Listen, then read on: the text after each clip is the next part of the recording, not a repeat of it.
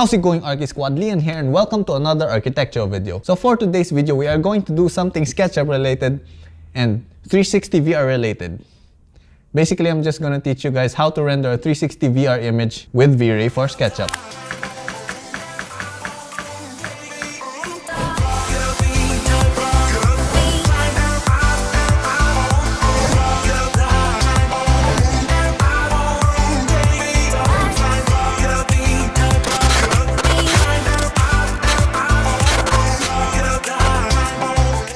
Okay guys, so for this video, there's going to be two parts. For the first part, I'm going to show you guys the VR settings that you need to input in order to come up with the VR image. And for the second part, I'm going to teach you guys how to upload that image into Facebook or how to put that image into your phone and turn your phone into a VR headset or like a VR 360 image viewer. Let's get on with it. Awkward pointing. Okay, so first thing you gotta do obviously is open your SketchUp file. Okay, once you've opened your SketchUp file, make sure that there is nothing wrong with your model. And when I say that, make sure that all angles of your model is perfect. Like there's no holes in the wall or there's no like models going through walls. Because when we render this image, not only is the viewport going to be rendered, the ceiling and the floor and the scenery behind the camera is going to be rendered. Make sure that when you look around your model, you won't see any weird anomaly thingies. Okay, when you're done checking your model and you made sure that there is no weird anomalies in your model, it is now time to change our VR settings. First thing you gotta do is open the Options tab, and under the Options tab, we only have to edit two options. First option we have to edit is the camera. So under Camera Type, change the type to a spherical camera, and then under Override Field of View, make sure that the box is ticked, and make sure that the field of view is 359.899 degrees. Why? I don't know, man. It doesn't want to render 360 degrees, so that's like the closest thing you could get to 360 degrees. Anyways, going back to the topic, after editing those options under camera type, all you got to do is make sure that the physical camera is on, and then underneath that, there's a bunch of camera settings. You could input any setting you like here. It doesn't really affect our final image, aside from the part that it's going to be dark depending on your F number and you know all the technical camera stuff that I don't have time to explain right now because I'm trying to make this video super fast for those of you out there who are rushing. So yeah, this video is going to be super fast, like that looked weird. Moving on. Okay, so now that we're done with the camera settings, let's move on with our output settings. Okay, so under the output tab, tick on Override Viewport. Now that that's ticked, make sure that the image aspect ratio is 2.0 and then click on this letter L thingy-mabob beside it. I don't know what that stands for. Probably Leon, because I'm so awesome.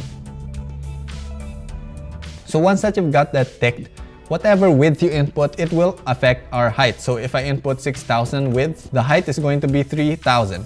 But I typically just want the width under 5,500 so that my computer doesn't, you know, spontaneously combust because it had a hard time rendering this image. So yeah, also I found out that this is the best image quality to time rendering ratio thingy. Basically what that means is you get a really good image quality for the amount of time you rendered. Now that we're done with that, just close this and click on render. 3,000 years later. Okay, once your computer is done with rendering, this is going to be our output image. So it's going to look a little bit wonky on some sides, like it's a little bit wavy. Don't worry guys, we did not make a mistake. This is how the image is supposed to look like because we made our camera a spherical type camera and our field of view is 359.899. So yeah, there's nothing wrong here. So once you upload this into Facebook, it is going to look something like this. And you can scroll around with your mouse and look everywhere. Like so. You can look down, look to the side, check out the car and the garden hose right there, and look at the dining table. So now that we've seen the output image and what it's going to look like when you upload it to Facebook, it is now time for me to teach you guys how to upload this 360 VR image into Facebook and also how to upload that image into your phone and then turn your phone into a VR headset so that you could show your clients a 360 VR experience of their house or their waiting shed or you know their toilet or whatever they want to be rendered into a 360 image. Let's go do that. Okay guys, we're almost there. Now it is time to upload your images into Facebook. So in order to do that, we could not just drop our image into Facebook because it is going to look like this wonky image right here. So in order to upload our 360 image into Facebook, the Facebook algorithm, or like the Facebook thingy-mabobbins that detects images, needs to detect that our image is taken with a 360-degree camera. So in order to do that, we need to visit the Sexifer, the X-ifer, Sexifer.net. That sounds like some sort of nefarious website set up by Mike Tyson. Trust me guys, it's a professional website built by professionals, so don't judge it by its name. Okay, moving on. So what you got to do is you need to open your image. So open file location, drag that image into the xcipher.net. Okay, wait for that to upload. 6.5 hours later. Once that's done, click on Exif Me. So once you've clicked that, this whole tab is going to come up. Just input into the blank beside the make Rico. And for the model, type in Rico Theta S. There we go. And that's all you got to do, guys. So click on Go Exifing. Go Exifing. It's super hard to pronounce this. Who came up with this website, man? Gosh dang it. Okay, just click that Go Exifing. Once that is done, a box will pop up saying the EXIF data of your file has been successfully modified. Now all you got to do is close the editor and then download it. Okay, once your download is done, just go ahead and open that. Go to your Facebook and go to Home and then click on What's on Your Mind. Just click on Photo and Video. There we go. And automatically Facebook is going to detect that that image is a 360-degree image because we changed the EXIF data of it. And there we go. We have successfully uploaded a 360-degree image into Facebook. So make sure that you go to Home when uploading this video, guys, because if you upload it in your profile, like right here, it is not going to work. So make sure you go to Home and upload it in the What's in Your Mind section of the Facebooks. I feel like those old people calling Facebook the Facebooks.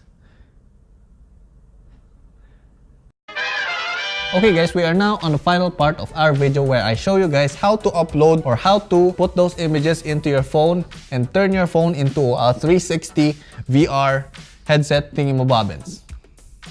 Let's get into it, man. Okay, so first thing you gotta do is you gotta transfer your image from your computer to your phone. Okay, so once that you're done transferring your image into your phone, what you got to do is download this VR Media Player app. Okay, once that you've got that app downloaded, just click on it, wait for it to load, and on the upper left corner, you are going to see 3 lines. Click on that, and then click on Photo Library. Now just search for your 360 rendered image. So I have one right here. Just make sure that the lens is 360 and it is non-3D. Click that, and there we go. As you guys could see, your image can now be seen through your phone. Super awesome. Okay, so if you guys have VR goggles, you could just click on the upper right corner. You could see those goggle icon. Just click that. And that is going to turn your phone basically into a VR headset thingamabob of some sort, in which if you tilt up or down, it is going to show you what you are looking at. So you could buy VR headsets.